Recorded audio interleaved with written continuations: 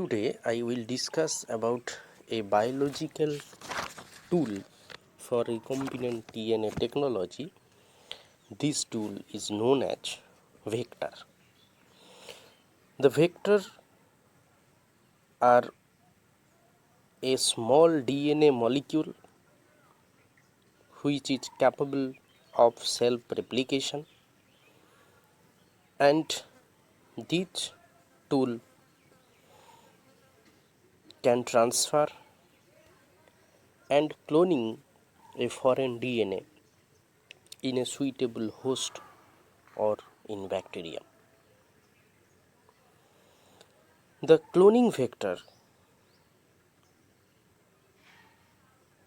sometimes also require a DNA carrier. The foreign DNA is inserted in the vector. Foreign DNA, that means desirable DNA, is inserted into the vector, and this is known as recombinant vector. So recombinant vector are used as a carrier of DNA fragment which is inserted into it. What for? For the cloning. That's why the vector is also sometimes called cloning vehicle, because this vector can transfer the foreign DNA in a suitable host as desirable.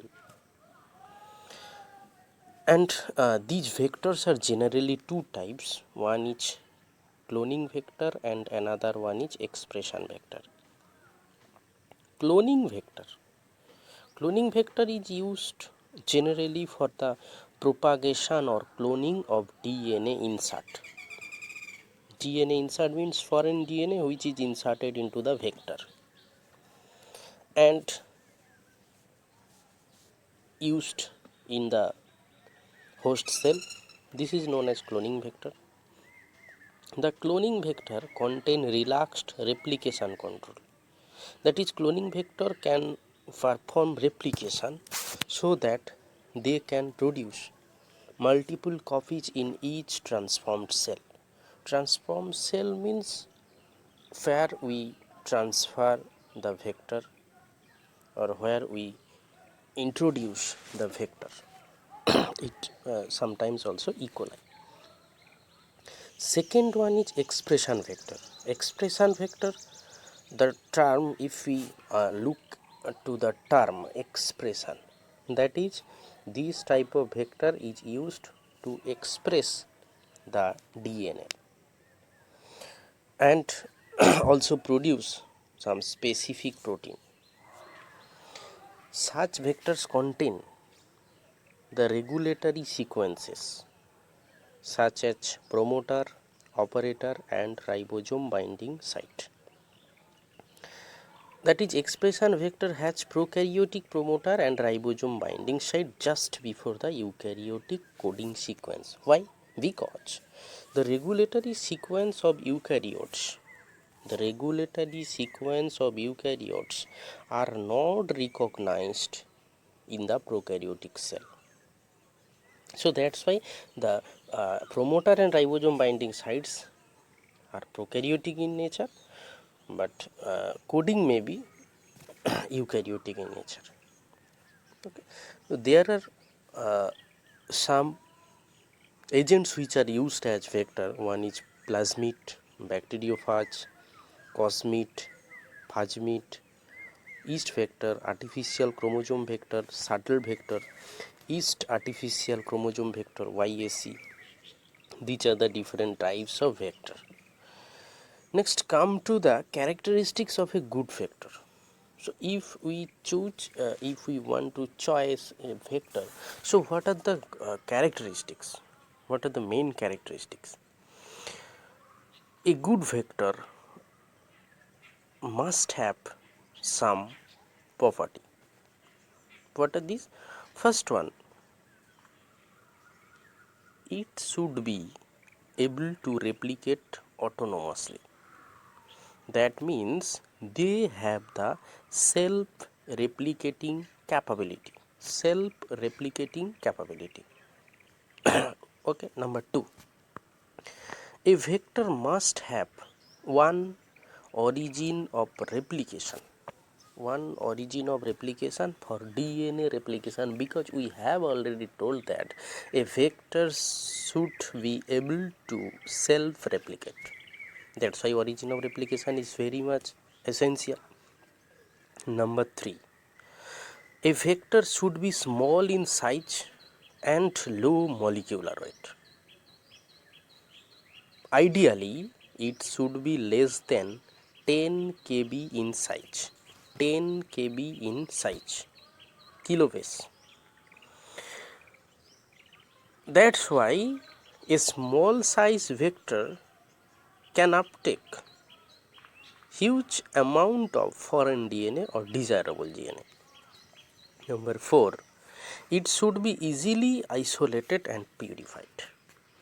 We have to easily isolate it and purify it, otherwise we cannot use it for the further experiment. Number 5, it should be easily introduced into the host cell. It is very important. It should easily introduced into the host cell. Next one, the vector should contain some marker gene. Why marker gene is needed? Because marker genes permit its detection or screening into the host cell.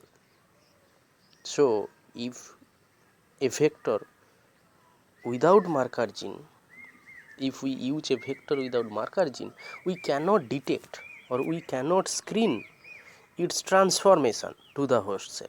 That's why marker gene is very much essential. Next one, a vector should have many restriction site. This is very much essential because restriction site is required for the restriction enzyme, and we can cut the vector DNA by the restriction enzyme, and again we can introduce the desirable DNA, that is DNA insert. So multiple restriction site is very essential. Last one, the transformed cell contain DNA insert or rDNA should be identifiable from those transformed by the vector molecule. That is, recombinant DNA should be identifiable. Okay. So these are the good characteristics of a vector. First one, replicate autonomously. Second one, origin of replication. Third one, small size, low molecular weight. Fourth one, easily isolated and purified. Fifth one, easily introduced into host cell. Sixth, should contain suitable marker gene. Seventh, should have many restriction site. Eighth, recombinant DNA identifiable capability. So these are the good characteristics of a vector. So let's come to the plasmid vector. This is the very important and very acceptable vector in the biotechnological purpose.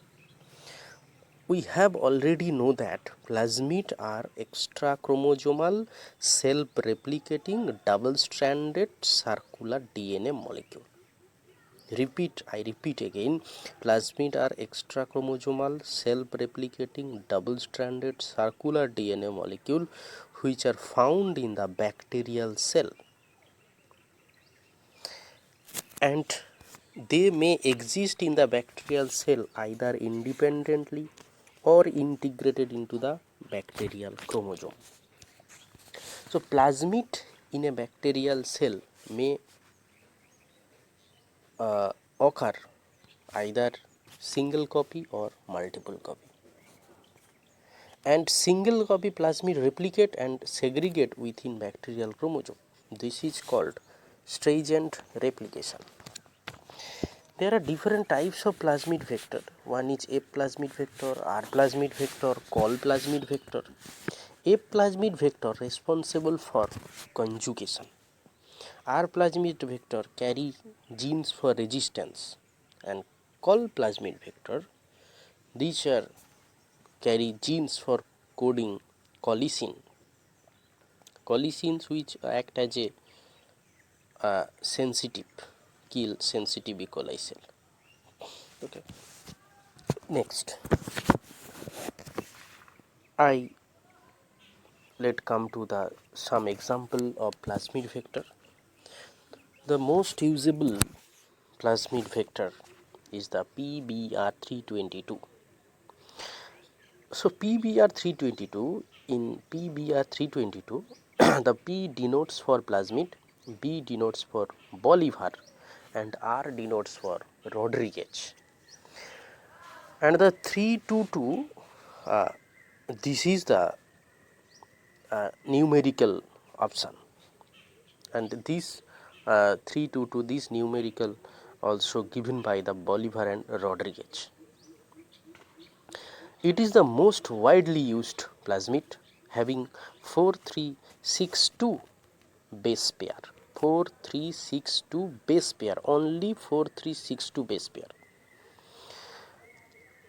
The regions, constructed regions are, first one is the origin of replication. So origin of replication is present in the pBR322, and this is derived from the PMBI. Next, marker gene. It has two different marker gene. One is ampicillin marker gene and second one is tetracycline marker gene. Ampicillin marker gene is known as AMPR and tetracycline marker gene is known as TTR. Both are natural population of antibiotic resistant plasmid, and these genes are used as marker gene. Next, very important, third one, presence of 20 restriction site. 20 restriction site. This is very important, 20 restriction site, and these sites are present in the ampicillin resistant site and also in tetracycline resistant site. The ampicillin resistant site genes are PVU1, HINT2,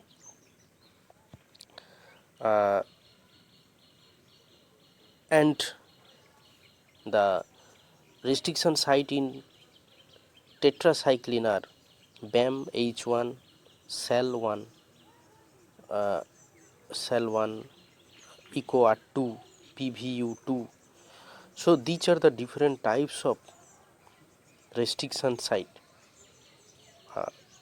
which is present in the pBR322. Although I will not discuss about the different 20 restriction site, but these are some example: PV1, HINT2, EcoR1, HINT3, BAMH1, cell1, PEST1. These are the restriction site, and these restriction sites allow to easy introduction or integration of the foreign DNA into the plasmid. So pBR322 is a suitable one. Next, the pBR322 has some useful character.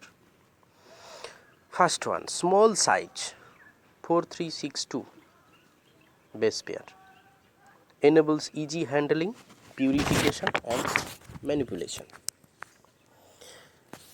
Next, two selectable marker gene, AMPR, TTR, permit easy selection. Number 3, most important, about 15 copies of them, about 15 copies of pBR322 can be increased to 1000 to 3000 when protein synthesis is blocked. 1000 to 3000 copy. Next one, it is a cloning vector. So pBR322 has more advantageous feature than plasmid, then the plasmid pBR322 is used for the biotechnological purpose or as a biotechnological tool. If you have any question, you can post in comment section. Thank you.